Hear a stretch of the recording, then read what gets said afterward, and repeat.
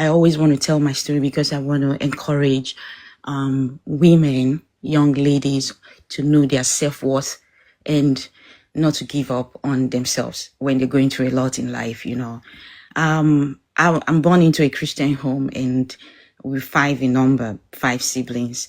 My parents are healthy. My siblings are healthy. No one has ever fallen sick. In fact, nobody has ever visited the hospital since till now, even till now in my family. But I'm the only one that's always dragged them to the hospital, you know.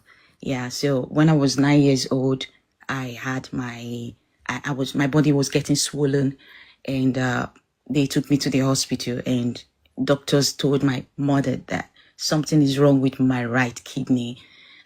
Being a religious woman, she said, give me my daughter. I need to take her to church. I don't know what, kidney what, you know? And she put me, I can remember I was 9 years, when she put me in a tuki bus, and it was straight up to church. She was shouting inside the bus, my daughter, what are they saying? You know, when she took me to church, glory to God, we prayed. We stayed 3 days in that church. We didn't go home. And I woke up, my body was dry because it was really swollen. I was bigger than my usual self. But not knowing that, fortunately, my left kidney started working. So the right one is already packed up. So the one I was surviving with was the left kidney. And I lived with that left kidney for 15 years before it finally was pronounced that I no longer have kidneys. Yeah, that 15 years, I did a lot of things. I was always having, I was always having toilet infection. And I thought maybe it was my body. And anytime I go to public toilet, I was using my own toilet at home. I don't allow anybody to use my toilet because I'm always prone to inching. And I will buy lots of antibiotics. I will buy a lot of things. I was using my money for school fees to buy medication. My parents would tell me, we send you money, but I don't want them to feel bad. But I told my mom one day that I'm always inching, and she asked me a question. Are you still a virgin? I said, yes. She said, okay, you're not moving from one. I said, no, you're neat. I know you to be a neat guy. I said, I'm neat. I even change my undies every time. I will be ironing. If I wash my undies, I would iron it. Like, I took care of myself, but I kept having inching, but not knowing that that was already a weak bladder. It was an infection from the bladder. It's already affecting my last kidney. These things were happening internally, which I do not know about. And then I think it was in 2011 when I met my ex. He was in US, okay? He's a US citizen. And he came over to Nigeria. He saw me. I was a very beautiful girl. So he saw me. I said he wants to marry me. And then we started planning. We did our pre-wedding photos. We did everything. We've done our introduction. I've even tested my gown. We fixed the date. The date was December 15th, 2012 was supposed to be my wedding. And in July, 20-something of July, I knocked down and I felt, they rushed me to the hospital and they told my parents that I have kidney failure. And my ex heard it in US and called off the wedding from the phone. He just called me and said, I'm sorry, I can't do this, my dear. I just can't do this, with his American accent. And I thought he was joking, you know. Then they were giving me the second pint of blood because when someone has kidney failure, the blood goes down in the body. And so he called the wedding off. That almost took my life. So where my story comes from is how I survived my body breaking down and emotional trauma. People started encouraging me because I've never dated in my life. So that was the first man I ever dated. And I've always told people that I'm not going to fall a victim of heartbreak or something because I know myself, I carry myself very well. But when it happened to me and I was on the sick bed and I felt like nobody's going to marry me like this, nobody's going to love me like this. My kidneys are failed. My parents, my dad sold his house, you know. My dad sold his own house. We moved from his personal house to a rented house in Edo State just to see that I'm surviving and I'm going for my dialysis because dialysis is very, very expensive. He has a timber that he sold his timber. In fact, they sold so many things just to see that. And my ex can send me millions. I was a millionaire as when he was taking care of me. I was begging on TV. Anybody from Edo State, who remember my story from 2012 to 2013 will remember that this is Esu talking. I came out on TV. I was crying. I said, I don't want to die. You need to see my, if I'd known, I would have put my green screen and see how I was looking in 2012. This is different now. So I was looking so sick. I looked like a skeleton. I was begging the people of Edo State to donate for me so that I will stay alive, so that I will not die, because my parents were running out of cash for my dialysis. And fortunately for me, people turned out. Two-Face, Timaya, why did they turn out? A musician in Edo State, Maleki, just announced that a young coming artist, because I was a young coming artist then, is sick right now and she's seriously down. We might lose her anytime from now if they can just support. And they came for Maleki's album launch. And that was how they all supported. They raised about 6 million naira for me. If not, I would not be able to travel to India for my transplant. And luckily for me, I was able to travel. And my mom gave me a kidney. I was surviving with my mother's kidney. I'm loved by my family, but I lost my memory when I was in India, because when I was in India, I was, after about 6 months, I've done the second surgery. The fourth surgery I did was my transplant. But when I was in India, I did about 3 surgeries before the major surgeries. The second surgery almost took my life. I woke up in the ICU and my doctor said, just give her phone. Then I was using this a BlackBerry. So just give her a phone and welcome back, Sarah, you're alive. Just give her a phone, let her play and all of that. Straight up, I went to Facebook. Immediately I click on Facebook, I saw congratulations. They were congratulating my ex. I said, oh, maybe he has become the redeemed pastor that he said he wants to be then.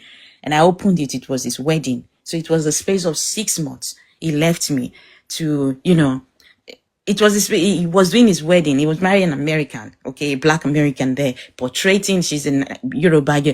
She was, so the trauma got to my head. I got into seizure. There's a big eye convulsion that they call seizure. So my teeth I still have a broken teeth today. My teeth was gummed together. And I started convulsing. I fell from the bed to the ground. I hit my head on the ground. So that actually affected my memory. I lost my memory for about 3 months. That made me stay longer in India instead of just going for my surgery. But I stayed longer because they needed to recover. I needed to recover mentally. I didn't recognize my mom. I didn't recognize my elder sister. They called it an acute loss of failure because it was a shock. Yeah, so my story here is that I almost died because of heartbreak, because I never expected that any man would break my heart. You understand? So glory to God. I did my transplant. I recovered mentally, but it's that one did not just come suddenly. It came gradually. Even when I still got home, people came to visit me. So some of my friends, I do not recognize them. When they will say, I saw her. You remember when we used to do this? I will say, yeah. My parents, they know that I did not remember anything. So when they go, all of us will start laughing. They say they don't know that you're not remembering. So it took, after a little while for my memory, my doctor said it will come back gradually. They should not. Sometimes when I try to remember a lot of things, I start having migraine. I start having very strong headache. So I left it. The miracle here is that in less than 2 years, I became a teacher in Dubai. I left Nigeria and I went to Dubai to be a teacher. And when I was a teacher in Dubai, I was teaching in a British school in Dubai. And when I went to India for my checkup, I normally go to India for checkup every year. I spend more than 1.6 million naira for my medication. After transplant, there is medication. And when my doctors heard that I was teaching in a British school in Dubai, they have to publish me in their newspaper in India that a lady who lost her memory, who they thought it would take several years, is even passing knowledge to people. It was very wonderful that within the space of 3 months, they made me a leader in the school in Dubai as the head. I was heading my department, a department of about 15 international people. Like we have the British, the Americans, the Indians, me, a Nigerian that don't even have masters. They saw my hard work, and I don't know, it's just grace. So I picked up my pieces and I never told my people in Dubai. I never told my who employed me that I'm a post-transplant patient. I don't want anybody to tag me on that. So I'll just tell them I can do this job. Just try me, test me. Within the space of 3 months, I came to meet people there. They just took me and put me head of department and said, "You're doing great." And I'm wondering if these people know my story, that this girl brain, I'm losing my memory. I once lost my memory, but now I'm back, And before I left Nigeria in 2015, I decided, because when I went back to UBTH, I was doing my dialysis in UBTH. I went there to visit, with people who used to do dialysis together. To be honest, Odogu, 80% of them have died. 80%. In fact, it was new people I was seeing. I was asking, where is this person? They say, this one has gone. They could not cope up with dialysis. So I started crying. My coming back to Nigeria was a very sorrowful one. That I just saw that the people that I felt I want to come and share my good news with, they are no longer here. So I decided to have a foundation. That's the name you're seeing on my platform, ESO Kidney Alive. My name is SOS Cyril Sagede. So it's an acronym of my 3 names. So, and my stage name in Edo State then used to be ESO. So I just said ESO Kidney. My kidneys are alive by the grace of God. So I gave myself that name, and I registered my foundation in 2015. I had one of the biggest launch of foundation in Edo State in 2015, that even the former Minister of Finance came to people resonated with my story because they saw me on TV, how I was looking. I don't mind. Personally, I can show you, I can send you my photo. You see that it's not this girl standing here. It was just skin that was covering my skeleton. Nobody thought I would be alive, So when I came back, even then my governor of Edo State, Governor Oshomole, said he wants to see that girl, if that girl is really still alive. I went to his office.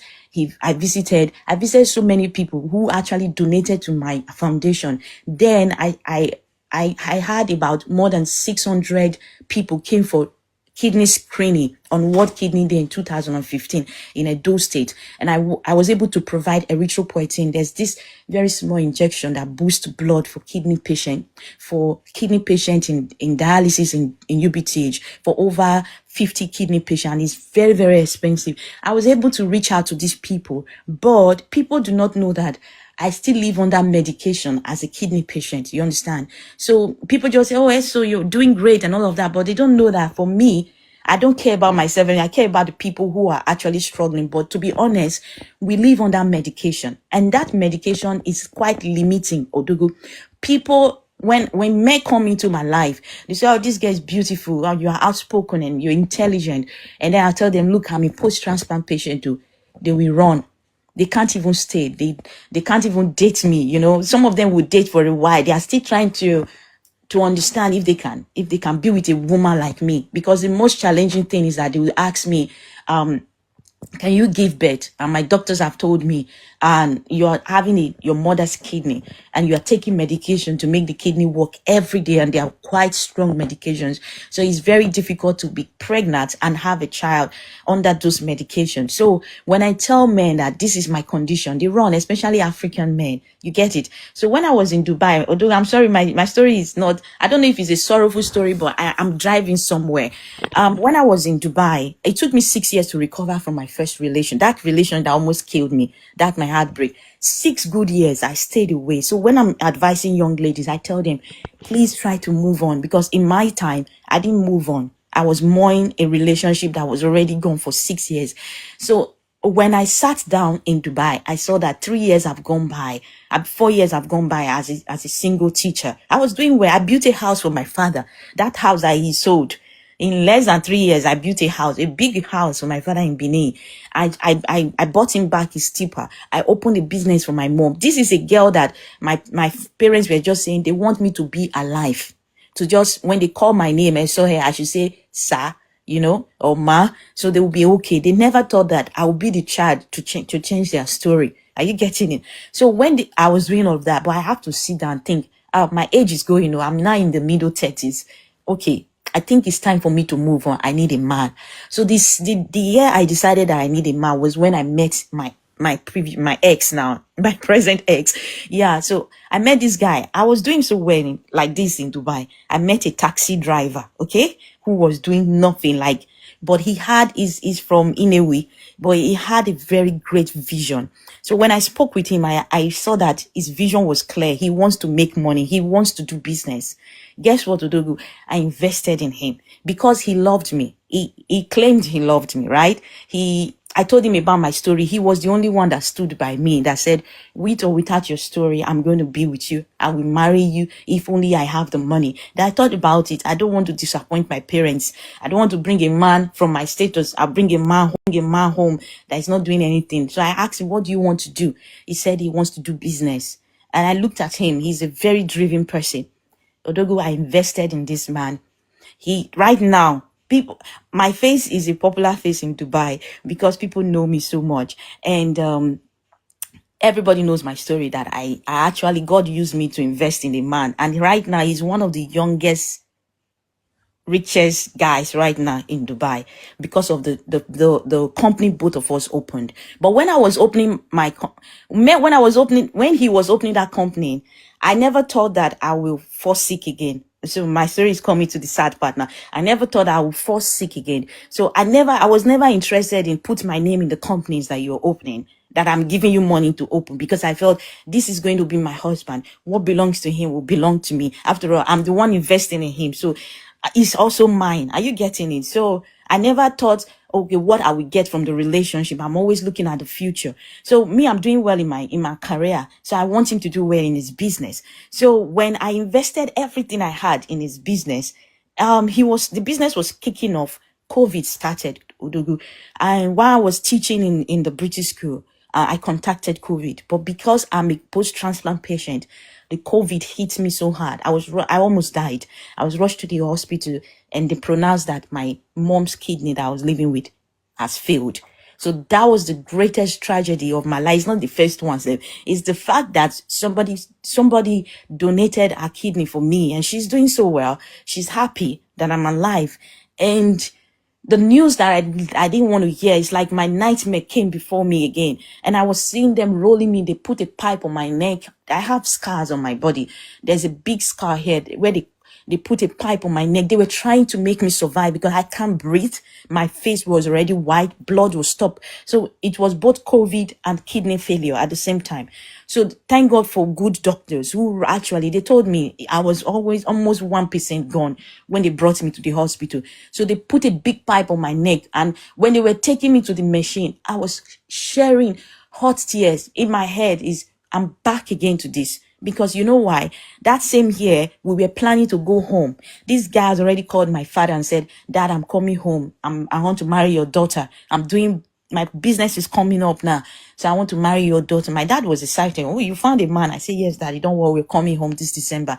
In November 20th was when I broke down and they rushed me to the hospital. And then they pronounced that I was having kidney failure again.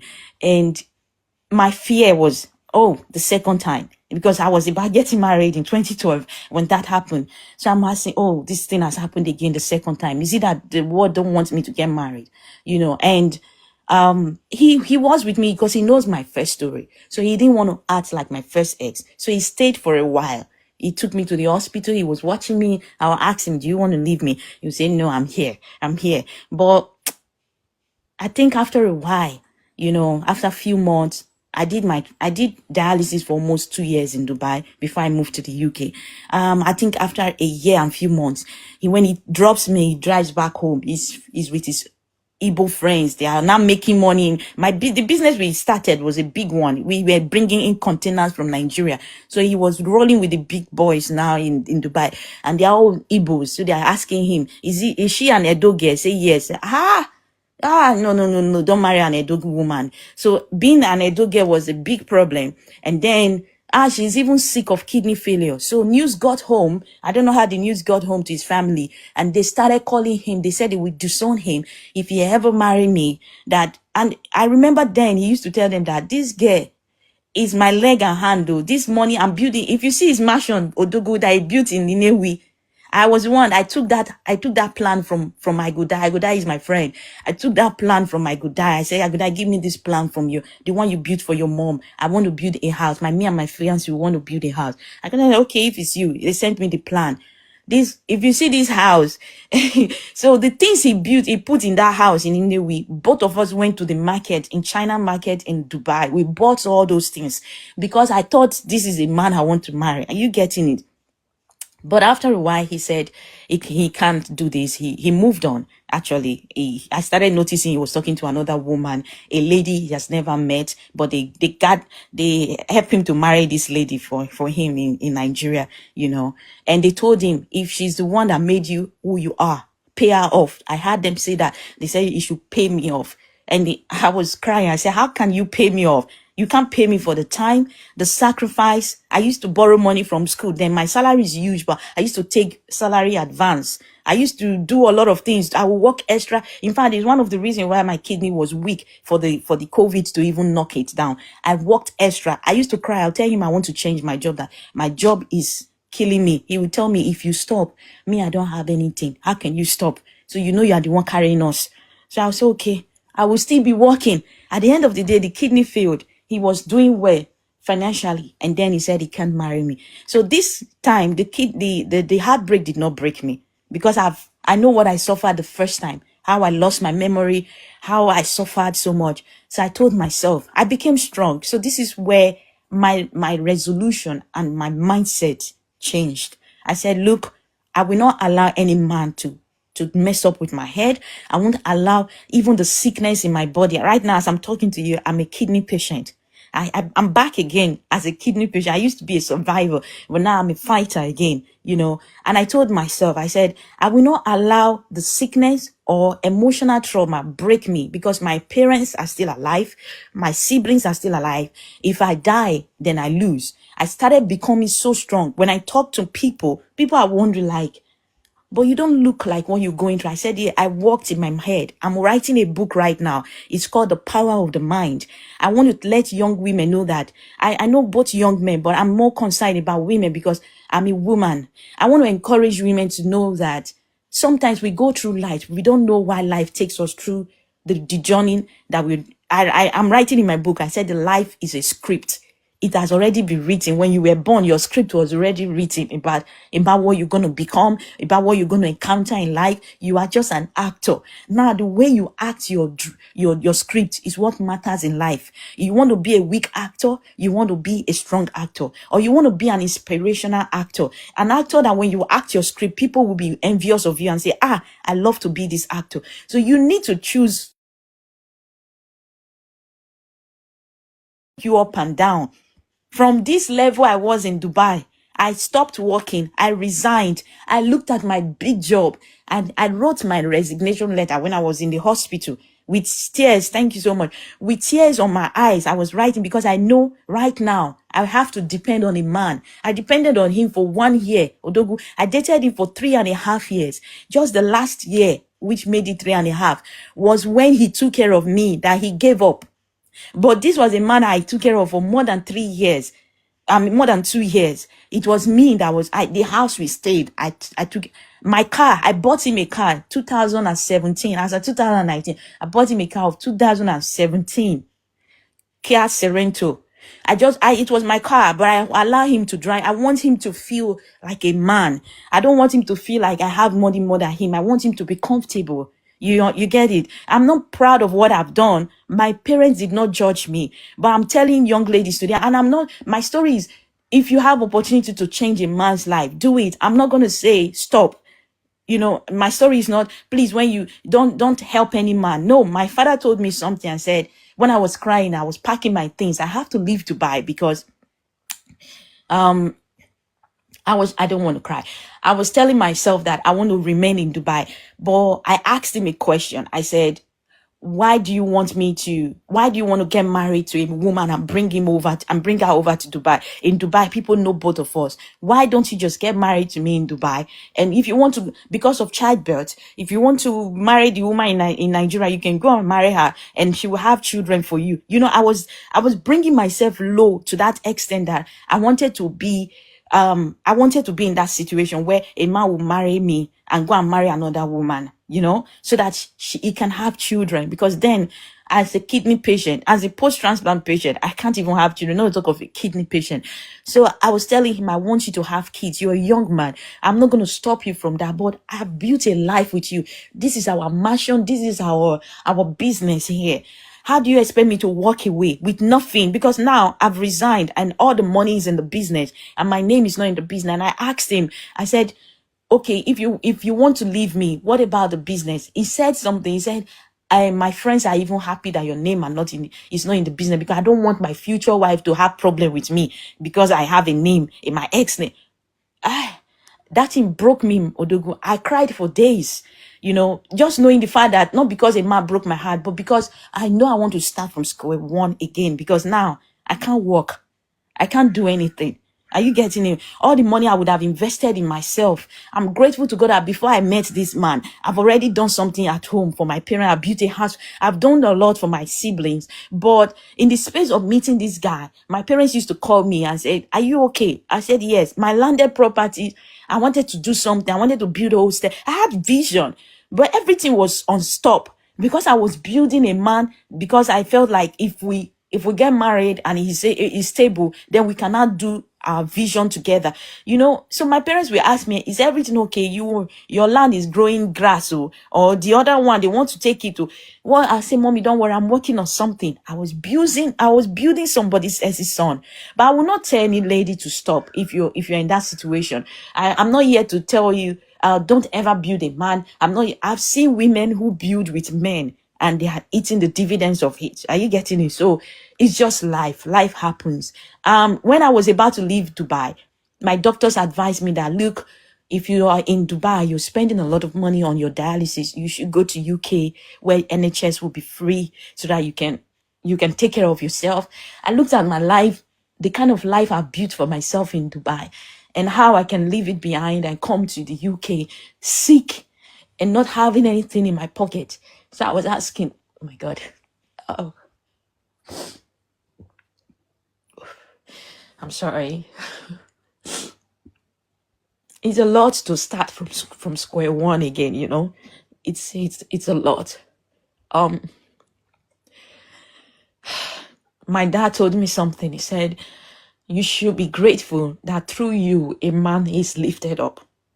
That you are like an ocean. You are a river that flows, that no matter how many people drink from your river, you don't get dry. That word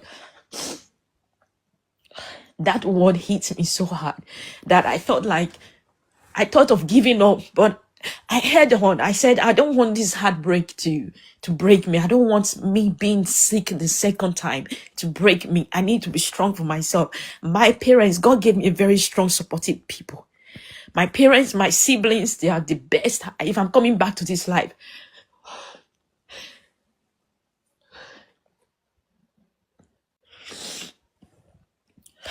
I'm sorry, I don't mean to cry. I hardly cry. Oh, yeah. So if I'm coming back to this life, I want to come back to the family which I came from. My family, I don't know. I hold them a lot. So, do you want to go get some water? Are you okay? I'm a kidney patient. We don't drink a lot of water. Do you want to take a break? I'm fine, Odogu. I'm fine. I didn't know I would break down. When I tell my story, I don't cry. I don't know why I'm doing this. Yeah. Yeah, when that word my dad told me, my parents, they told me, look, pick up your pieces. You were once broken and then you pick up your pieces. You went to Dubai. You did a lot. You can still pick up your pieces and go to the UK and you will do a lot there. We trust you. We trust the process. We trust God in your life. So don't let whatever has happened to you stop you. I said, no, Dad, I want to stay in this place. My money is in this business. We have 2 big companies. The biggest African shop in Dubai is what we have in Dubai right now. Anyone hearing my voice from Dubai, we know who I'm talking about. That used to be my business, the biggest African shop. So I said, I can't go away. I can't come to the UK. I never wanted to be in the UK. I said, I want to come as a student. I will come and start from square one. Dad, they said, you have to do it. You will leave that country. This boy don't want you around. He said he's bringing his wife from Nigeria. So boy, where will you be? Where will you be at? You can't even walk. You can't rent your own house. So go. You have to leave. So I picked up my pieces. I was holding on that word my dad told me. Said, you are a river. Many people will drink from you. You will not still run dry. I told my dad, I'm exhausted. I think I'm dry because everything has left me. Now I'm sick again. He said, you can do it. I picked up my piece. I remember in the plane how I cried my eyes. The air hostess came to give me a lot of tissue. She doesn't know why I was crying, but I kept crying. And when I landed this country, I touched the ground. I said, this ground, you will favor me. You will favor me. I'm a kidney patient and I've lost my emotions. Everything is messed up, but I don't know how I'm going to cope. I don't know how I'm going to survive. No parents, no sibling. But this land, you will favor me. I prayed that prayer. And the first thing I did was to look for a hospital because as a kidney patient, I go to the hospital 3 times a week.